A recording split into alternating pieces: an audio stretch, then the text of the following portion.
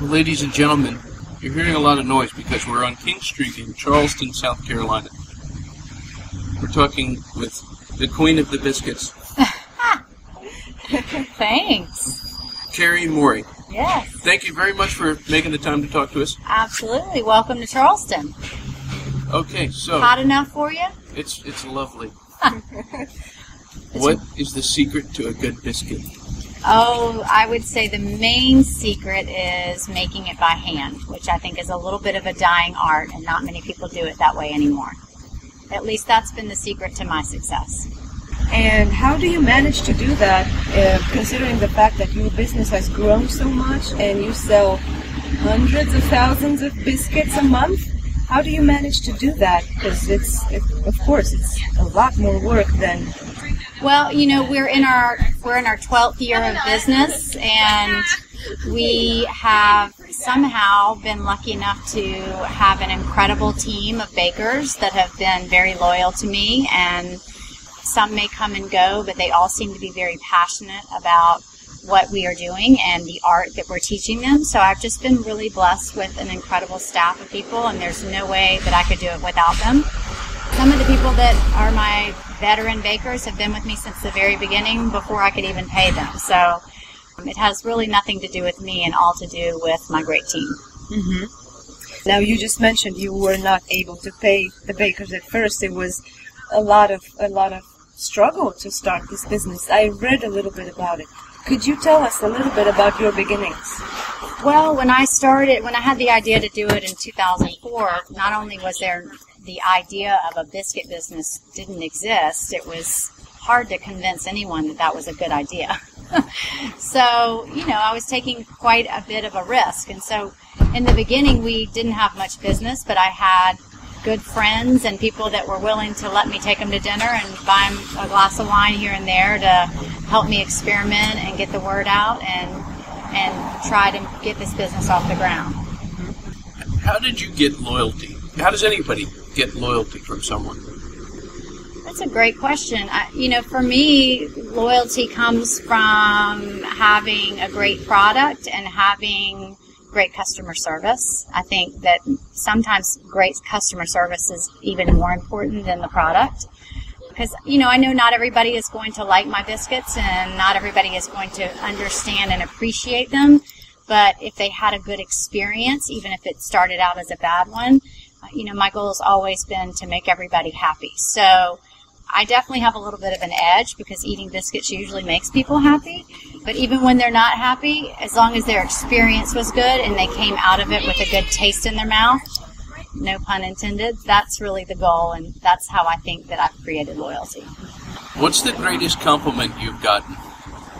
Probably that we've had great customer service. I mean, I love our biscuits. I know that we have a great following and that many people love our biscuits, but to me, the customer experience is so much more important because today there are so many great food experiences. Food is definitely in the forefront of everyone's entertainment, and if we can have a good customer service experience and people remember that, and that's what really creates the loyalty, is remembering that experience and then wanting more. Do you still bake biscuits yourself, or does most of your staff do the work? Well, I mean, I definitely bake biscuits. And am I counted on a daily basis to produce a certain number? No. You know, my job has evolved, and I'm the business owner, and now I have technically 3 businesses, one in a different state. So a lot of what I do is logistics planning, making sure everybody has what they need, making sure dealing with problem solving on a daily basis. But there's really no place that I'd rather be than baking biscuits, because that is a calm, serene place that can kind of take the day that can become stressful and make it really nice and easy. So I definitely bake biscuits. I bake biscuits at home, not often, but we do it. My girls love to do it. And I love to get my hands in the dough for sure, often. Mm-hmm. Do you think, I know you have 3 daughters? Yes. And do you think they will carry on with the tradition of baking biscuits? You know, we talk about that a lot, and, you know, they say that now. They're very young. They're 11, 9, and 8. So Whether or not they carry on the tradition, I don't know, but I do hope that I am instilling in them a good work ethic and the desire to be successful and be able to multitask and be a mom themselves and have a career. It would really surprise me if at least one of them didn't do something within the food and beverage or entertainment sector.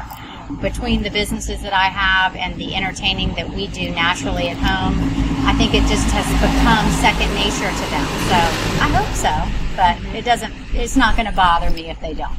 Was there a particular time throughout this journey that you've been on where you found or thought, wow, gosh, this has just gotten so much bigger. Look at it now.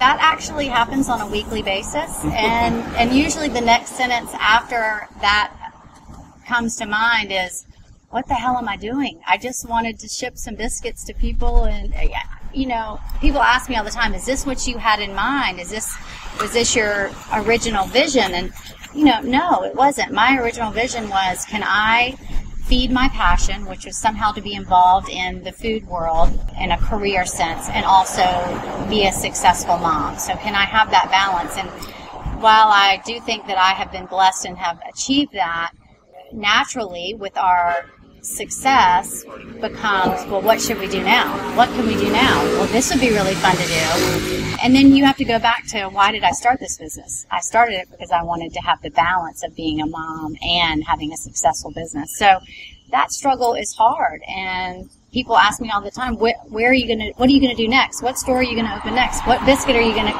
And I just try not to think about what I'm going to do next. I like to let it come to me naturally when it's supposed to happen. As I get older and wiser, I realize that things happen for a reason, and timing is of the utmost importance. And so I've just kind of started letting it come to me and really remembering why I wanted to do this in the beginning, and treasuring my children as they quickly grow old. So I have very fond memories from my childhood, baking cakes and biscuits and cookies with my mom. And I know your mother is a well-known caterer here. I mean, she used to be. She's Yes. retired now, right? Yes. So I was wondering, what are your first memories from the kitchen together with your mother, learning how to bake, learning the precious recipes that I suppose you use today? Yes. Well, actually, my childhood memories are really baking with my grandmother on my father's side. My parents were divorced when I was really young, and I lived with my father. And I have countless memories of making cakes and cookies and pies and biscuits with my grandmother. The biscuit that she made is not the biscuit that we make today at Callie's. But my memories of cooking with my mom started in my teenage years, in the height of her catering career, where she would make biscuits and all kinds of other stuff, and I was really her prep person, and then I was the person that would serve at her parties. So I feel like I've had, my whole life, matriarchs that have set incredible culinary examples for me throughout, from the time I could even remember, as young as 3 and 4, up until now. They still do. So I have lots of really great memories of not just baking, but cooking and being in the kitchen and entertaining and family suppers. And, to me, that's really what being a Southern woman is. What is the dream that you have that has not yet been fulfilled? Or is there one? I don't know that I have a dream that hasn't been fulfilled. I feel pretty blessed. I can't ask for a lot more. I have a great balance. I have an incredible family. I have 50 employees, starting out from 1 to now 50, which is a hard thing to even fathom for me. I have 3 businesses that are right now thriving, and my hope and dream is that it will just continue, and that the path that I am supposed to be on will continue in a positive manner. And if I'm supposed to grow, then I'll grow, and if I'm not, then we'll just do what's supposed to happen. I don't really want to put any...